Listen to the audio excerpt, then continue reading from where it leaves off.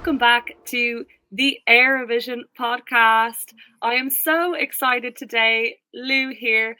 I am so excited to be chatting to an Irish legend, a Westmeath legend. I'll have you all know she's up there with Joe Dolan and Niall Horan, the one, the only Irish songwriter on Laika Party, Larissa Tormey. Welcome to the Éirevision Woo! podcast. Woo! Thank you so much for such a great introduction, Louise.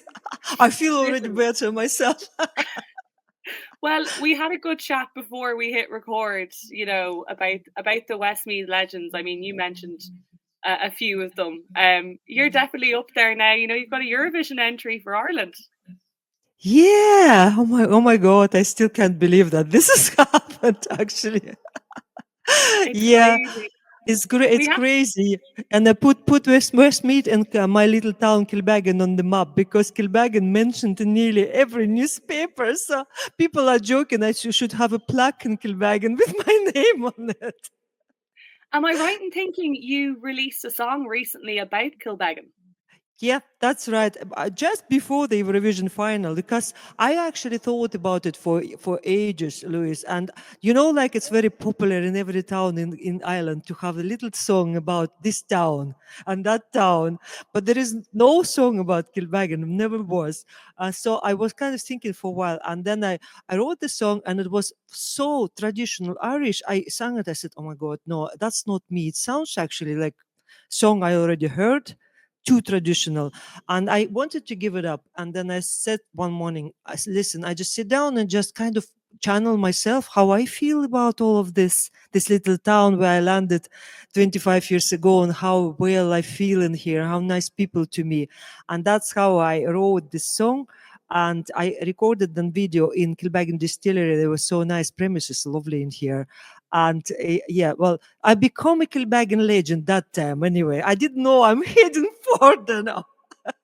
I love that for you, Larissa. I mean, as you should be. Eurovision entry, it's such a cool feat. And from Kilbeggan to space, we'll get on to Like a Party in a minute. But first of all, I suppose before we even get into the Eurovision chat, our listeners would love to know a little bit more about you, your background. I mean, we heard you on the Ray Darcy show, and your story in meeting your husband and coming to Westmeath, and how you've landed here. Can you tell us more about yourself in general and your musical background? Yeah, I can. So I was born in Soviet Union, a very far part of Russian Federation, Republic of Bashkortostan. It's a Muslim republic within Russia, beside Ural Mountains, like very far away, 2,000 kilometers from Moscow. And multinational family as well. My father was Tatar. It's a bit like a Turkish nationality. Mom was from Belarus. So we have three languages in our family: Belarusian, Tatar, and Russian. I kind of used to this multinationality, in music and cultural stuff. So I was very musical since very early age. My first song I wrote when I was 4, and it was about my piano that was bought for me. It was big by that time. So little small song about my piano. And then I was writing songs and poetry all my life. I went to music school first, and then I went to music college, and I was educated as a choir conductor, classical choir conductor. And then I went to university and I had a degree in the classical singing and piano. So that's my education. But I always wanted to be contemporary singer-songwriter, and that's what I did. I finished that, then I started to sing and tour in Russia, in Soviet Union that time. And I had always schools for gifted children as well. I used to write for children, which is actually interesting enough, kind of connects now to this song, isn't it? How popular it is with kids. Because I had this experience writing for kids. And then I moved to Moscow for 3 years only before I moved to Ireland, in order to kind of grow in my career, because I needed that. I was very popular in my region. I wanted to move to Moscow. It was very difficult time, perestroika time. It was hard time now, I must say. And in the middle of all of that, I was sitting at the party for my friend who was a movie actor. And I just turned and I saw two guys speaking English on the table, nearby table. And I went to them and I invited them to join our party. And one of them was my husband. So that's how we met. And so I never thought that I will move abroad. I never had any reason to move abroad. I didn't have the economical reasons or any other reasons. I was happy enough. I was busy with my music in there. But yeah, anyway, it was a real Cinderella story. So I met my husband, and then we kept in touch for 6 months. He proposed then, and I moved to Ireland, and we were married very fast after that. So what year, Larissa, did you move to Ireland? 2001, Okay. That's a really long interesting time ago. because, rural Ireland, I presume you moved to rural Ireland, to the Midlands in Don't even 2001. start me on that. It was so rural, and still, like I live on the farm in the middle of nowhere, cattle around. Was there kind of a culture shock for you? Was it what you were expecting Ireland to be? No, Ireland, amazingly, like even now, I always told, like, Larissa, you sure you're not Irish? Maybe you have some Irish descent somewhere. Like everybody is a little bit Irish. Yeah. So, no, I felt from the first day, I felt in Ireland like at home. The only difficulties were to kind of to learn language because I didn't speak English, and adapt kind of, I needed to learn to drive, stuff like that. But I mean, people, I felt all from the first day I landed here, I felt at home. I love Ireland and I love Irish people. Like I knew, oh my God, this is my place. The only hard part was for me because I moved from 26 million populated city into the rural island, Mm. and I felt like nobody lives like that in Russia. So I felt like, oh my God, my life is over. That's pension. Nothing going to happen with me anymore. No, nothing going to be. I won't have any more excitement. It will be too quiet, which never materialized anyway. You've continued to be very exciting, clearly, Larissa. Definitely. I'd say I will be exciting granny when I will be old. And so, like, with your musical career, did that continue for you? Like, it seems like you've still been releasing songs, for a long time and songwriting for as long as you've been in Yeah. Ireland. So the idea was to come to Ireland, become a nice little wife on the farm, and never do the music anymore. So at first I didn't believe I can do it, Louise, to be honest, because it was like I didn't speak English. I didn't know how can I apply my skills. So I think that in about a year after I moved here, I was invited to work at the Tullamore College as a choir conductor. So I started to work, even with like my English wasn't great, but I had great relationship with kids, and I told them, listen, I'm not from Ireland, please teach me English. And they did. They were amazing.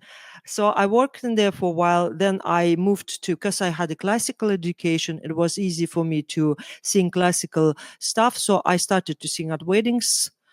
I kind of started to move back to music. And then one in 2014, I just said, okay, I have so many songs I've written in Russia. Would I try to translate them in English and maybe pitch them to other singers? So that's how I ended up them in Balbriggan in a studio with Dave McCune, and I decided to record demos of my songs translated to English. We started to record, and then Dave said to me, Larissa, listen, it's so good. Why don't you just record and release your own music? So that's what happened in 2014. I released my first single, Christmas single for charity, and then I released my first album, Perfect as I Am, because I was trying to convince myself that nothing wrong with me.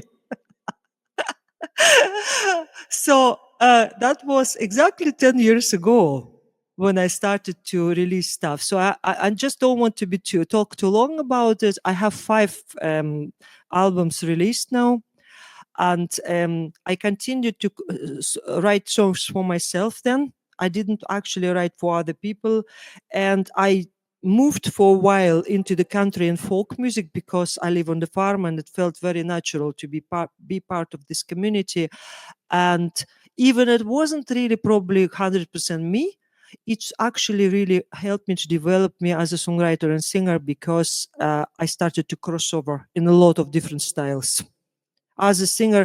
And as a singer, I was told many times, Larissa, like, how are you going to do this? Because you need to work on one style of music because your fans would become confused, like what she sings. You can sing classical, you can sing pop, you can sing folk. So who are you?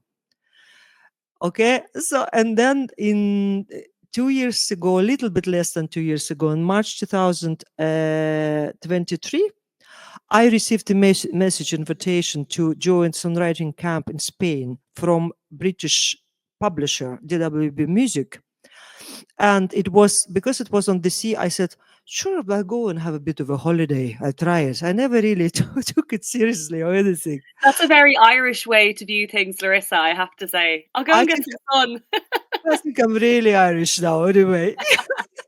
Because Christy was busy on the farm and I wanted a holiday. I said, how would I Yeah. go? I wouldn't go on my own. Sure, I'll go and write a few songs and have a holiday. So I went there and I wrote 3 very successful songs in there, but it was like throwing myself under the train because like it was so stressful. I didn't realize that this is such a serious industry and that it changed so much. The way people write music is completely different now that I was like taught as a classical musician. So it was a bit of a shock for the system, but that started me. And the DWB Publishing and Greg, um, the owner of the company, he found me good enough to mentoring me, and they offered me mentorship to do mentorship with this company, and I started then co-write on the regular basis. Then I went to do the next step of it, and now I offered actually publishing deal with them. But that's what got me into all this co-writing, and I started to build up catalog of the songs. I have over 80 songs written now in this 1 year, 8 month. And I don't know, I was trying to have a list of people that I wrote people together. It's about 80 people already in my network. Yeah. So I as soon as the final was over in Dublin, I came home. I had 2 days rest, and I started to write songs for next year Eurovision.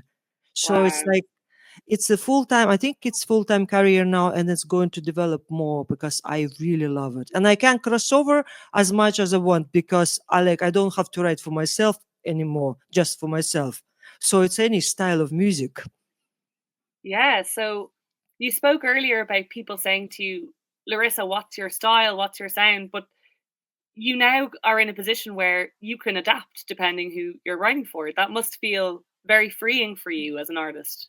Absolutely. I really, really love it. I always was like that. I like variety. I don't like to be stuck in one style or do one thing, I like change. And I mean, I think my personality, what I love change and I love people. And like songwriting gives me fulfills this loves in my life because I meet people across the globe from different countries, very talented, and I have so much change. I travel as well, So I mean, it's very, very, very nice career to go. What brought you to Norway last year? Was It's it one of another your many connections? Another crazy story. I have full of crazy stories, Louise. Every story of mine. I actually somebody told me this is the craziest Eurovision story we ever heard. Okay, so I used to go with that DWB. They organized camps in Spain always, and then the songwriting camp popped up some sort of advertisement, the biggest songwriting camp in Norway, organized by the Woods Yeah. publishing company, right? And I kind of on the whim I signed up. Okay, and then I was so busy, something was happening anyway, and I was saying, why did I do this at all? Why do I need to go to Norway? I've heard Norway is cold country, it's not very nice in there. And then people started to tell me, too many people, you won't be able to get nice songs in there because it's too much, too huge. And Okay. I said, I won't go. I should stick with people I already work. Why I jump around all the time? And I was going to cancel. I wrote a mail to them. I said, I'm going to cancel this. I'm not going to that camp. And they said to me that it's non-refundable.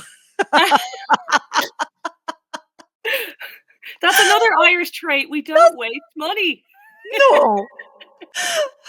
No, over my dead body. I will waste the money I paid. I I said to myself, well, sure, I will have another holiday. We'll see how it goes. Cold holiday this time, a little break from Spain. And yeah, and I went to Norway, right? And Louise, I'm not joking. It was the best songwriting camp I ever attended. I was so lucky I ended up in there. First of all, anything I thought about Norway was wrong. It was beautiful country, very nice nature, absolutely lovely people. They're very nice people, Norwegians. They're kind of reserved, very helpful, Yeah, very easy to work with them as a like co-write in the groups. yeah. So yeah, I ended up in there, and we have normally it's 3 days of co-writing. So every day you walk into the studio, you don't know who are you ended up with, but it's normally 4 people. So one of them would be producer, one singer, and 2 songwriters. So Mm. that's how it worked. And Laika Party was day number 3, Wow. which is another crazy story. Yeah. Full of them. Do you want me to continue? Tell you, or do you have any Yeah. questions? Well, I suppose if we go to that day 3 then, Larissa, when you walked into the room and you were with Emmy and Ireland, and were you aware of Emmy before you traveled to Norway? Were you Not, familiar with not her? at all. No. So I tell you about my own feelings, okay? As a songwriter, I'm writing songs for 2 years. I have 70 songs, and I'm pitching all the time, but nothing big happened yet, okay?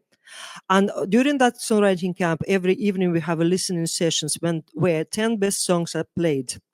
So I have first day, very good song, didn't play my song in the evening. Second day, very good song, didn't play my song in the evening. So the last day, third day was shortened. We only had, instead of 6 hours, we had only, no, instead of, yeah, we had only 4 hours to write the song and produce. So I went to bed the day before the third day thinking, that's it, Larissa. You didn't do well. Nothing like your song wasn't a listening session. And I said, how can I write song in 4 hours? What can I do? Like I won't be able to write a song.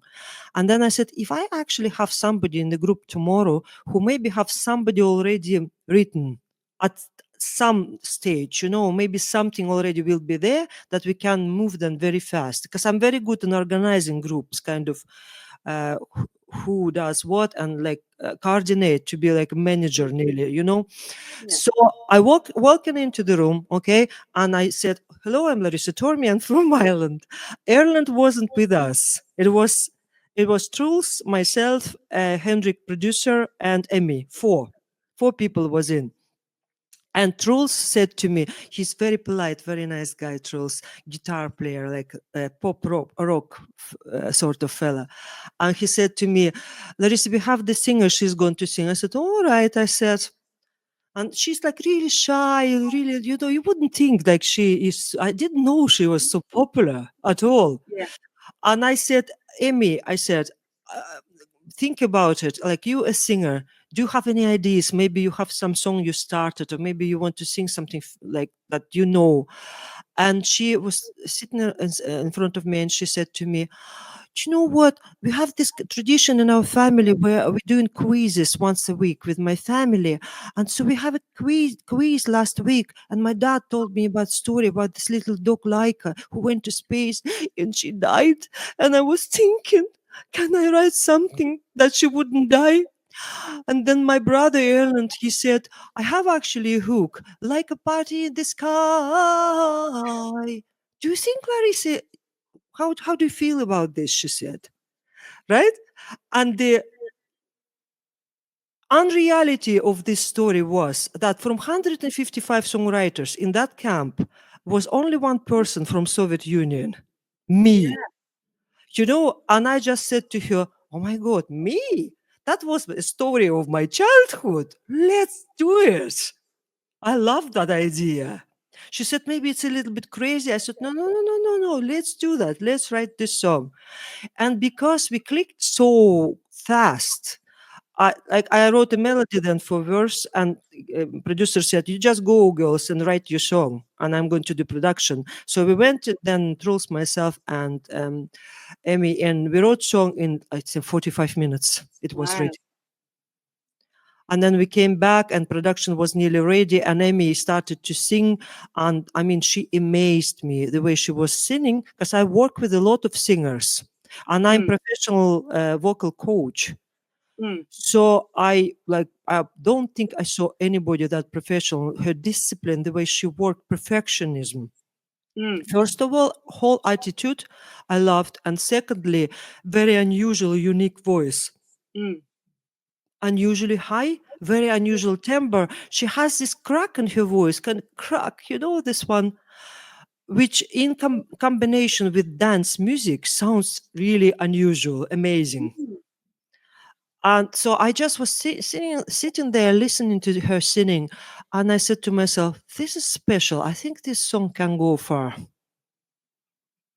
It was And like all of the stars aligned that you ended up together in that room. I believe in that, Liz. I think it wasn't just ordinary situation.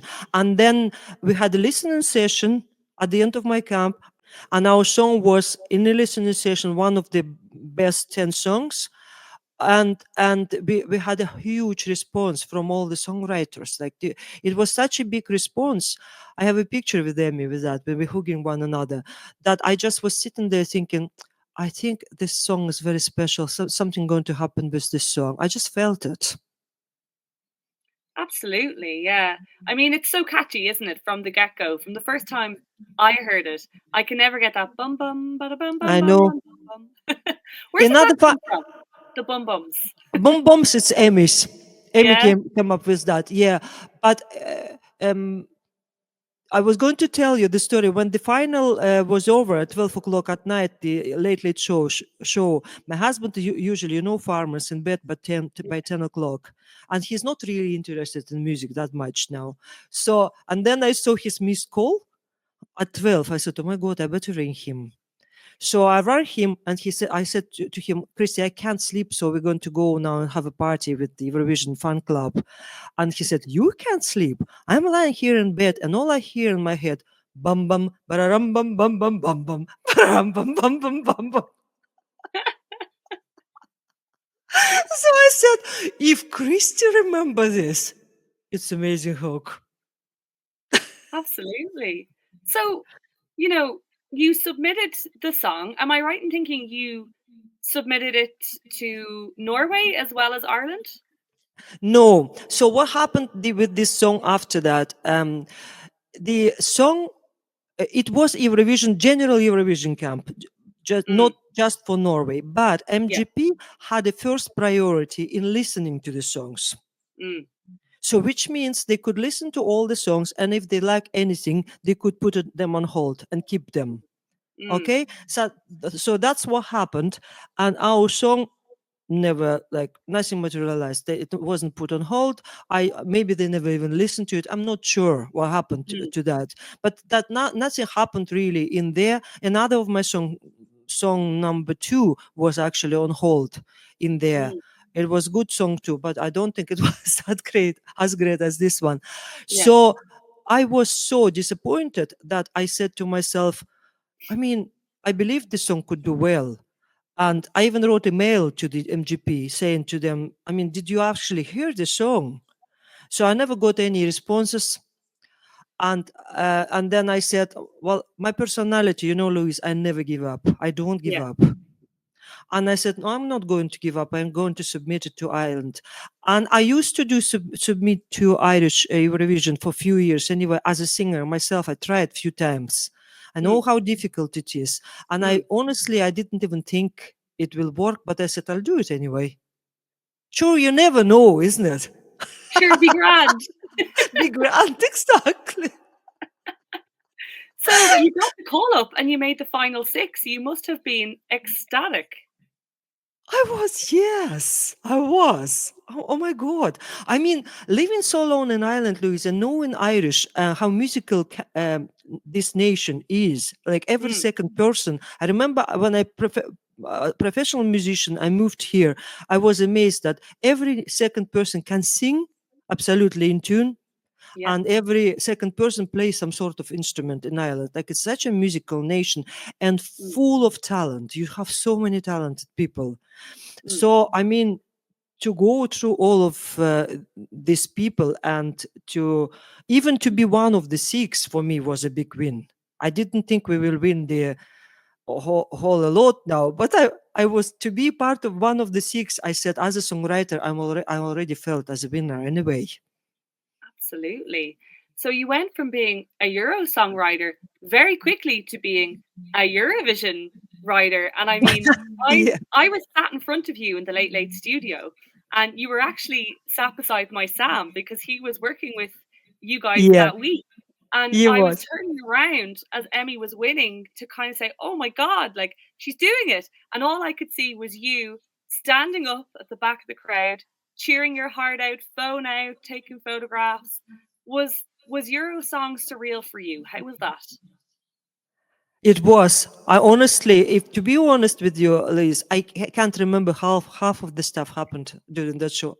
I didn't realize that. I only when I came home, and I think at about a week after, I decided to watch recording version on Sky. I realized that I don't remember half of the things happened in there. I was so like, all I was thinking, God, give me a break. Come on now, it's time. And it was your time. You've got the ticket to Basel. Emmy's going to Eurovision for Ireland. You're the Irish songwriter. I mean, you are responsible for this ultimately. That must be a I nice am. feeling. Yeah, very nice feeling. Very, very nice feeling. And I forgot to tell you, and I want to mention it, that it's very, very important, Louis, because I'm very well known especially in Europe, Ireland, very Mm, well known as an artist, right? And before this all happened, I said, I need to ask everybody to vote because I know most of rural island people who follows folk in country, they don't really watch Eurovision, and it's different auditory. But they mm. kind of knew that I'm very versatile, a bit different than everybody else.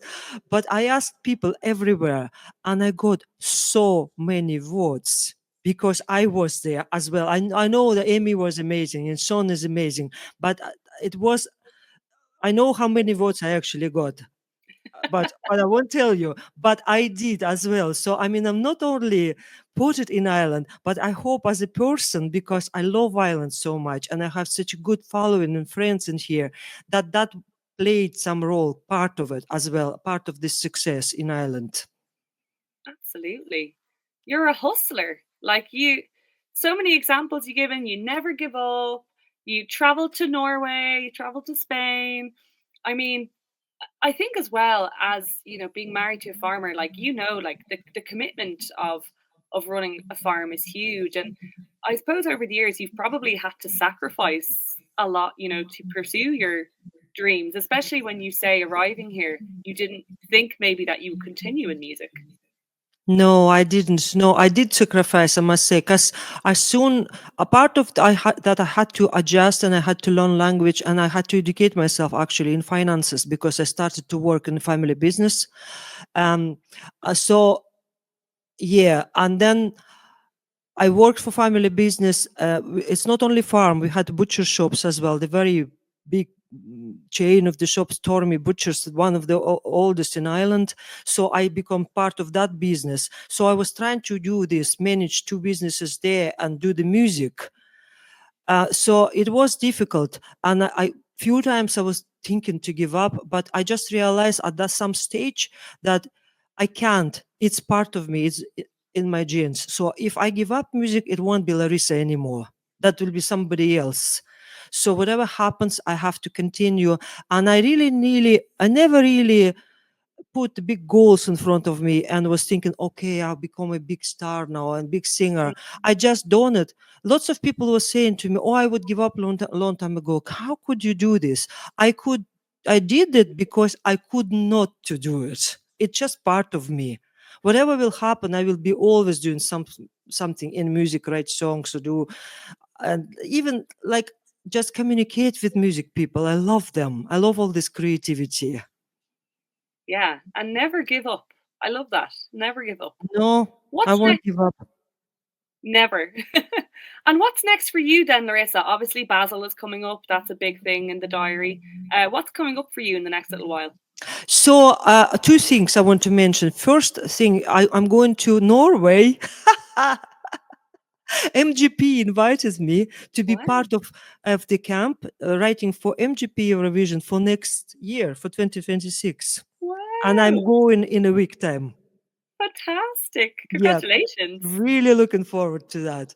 So that's a big thing for me. And then I coming back, and what happened, very unusual again story. Before all of this, I would say it's about maybe 2 years ago, before I started even to co-write. No, about a year ago, I had an idea to create a show as an artist myself on the stage, like something theatrical show with my story as a person, with like all these unusual events of my life.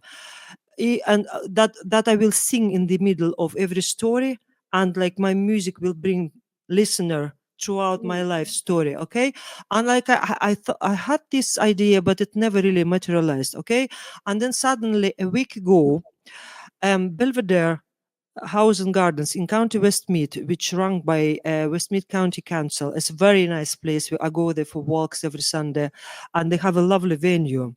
So management approached me and they said, because you Westmeath girl, they said, and you big girl now, as the our Joe Dolan and Niall Horan and Bracy or whatever. So we want to organize event dedicated to you and of course to Eurovision, to Amy and everything.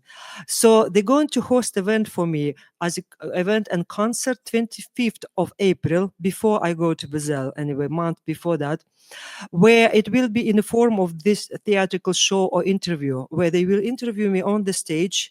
Okay. And then in between, I have live musicians and we have kind of acoustic versions of a lot of my songs. And we will listen to Amy's message and like a party at the end. And so they're like very, very good. So I'm looking forward to that. And anybody knows about that or in Westmeath or even from Dublin, you have to come up because that's our kind of Irish Eurovision party. Laika Party to Westmeath Party. I absolutely Exactly. love it. I absolutely love it. And are you excited for Basel, Larissa? Yeah, I don't really try not to think about it too much because I kind of nervous, you know. But Yeah. what I'm trying to get my head around that, I mean, stuff like that might happen maybe once a lifetime. So whatever happens in there, like it's very hard to predict. It's competition. You never Mm. know. But I mean, even to be there, it's a big win, and we have to enjoy. I have to enjoy this, and I will. And I mean, be very, very supportive to Amy. She needs support, I'm sure. Be there for her and cheer her up that she will do her best as well for us. Absolutely, Larissa. Well, you're a big part of representing Ireland on a world stage. So exciting. I'm sure the listeners have loved getting to know you a little bit more. Is there anything else you'd like to plug that's coming up for you? Any music in the next little while? No, I mean that's my new release, and I'm releasing music every 3 months. Next song going to be about my little cat Coco, actually, because I said I have a song about dog. It needs to be a song about cat now. So I always do something like that, and so I plugged a lot anyway. But the most exciting for me now, hopefully, I will be in a green room beside Amy, waving the Irish flag to everybody. And that's like how much more exciting could you be like that than this. Now I'm very excited about that. Oh, absolutely. Well, we're wishing you the absolute best of luck with that. We are so proud of you and the whole team and Emmy behind Like a Party. It's such a bop. And big congratulations as well on your invitation to head to Norway again. And we hope all of that goes well for you, Larissa. Hopefully, see you at the end of April in Westmeath. Yeah, of And course. You yeah, should and I'm come. sure this isn't the last time our paths will cross. I have a feeling there will be Mm. more Larissa in the Eurovision sphere. Oh, 100%. I'm already getting ready for next year Irish Eurovision. Don't make mistakes. I There should is also everywhere. everywhere. I should also add, I know the listeners might not be able to see, but Larissa is wearing a beautiful kind of galaxy inspired shirt with space. Oh, and there's Laika. Bum bum, bararam, bum bum bum bum. Bum, bum, ba-da-dum, bum, bum, bum, bum, bum. Bum bum. Amazing. Larissa Tormey, thank you so much for joining us. Thank you so much for inviting me. That's very, very nice of you.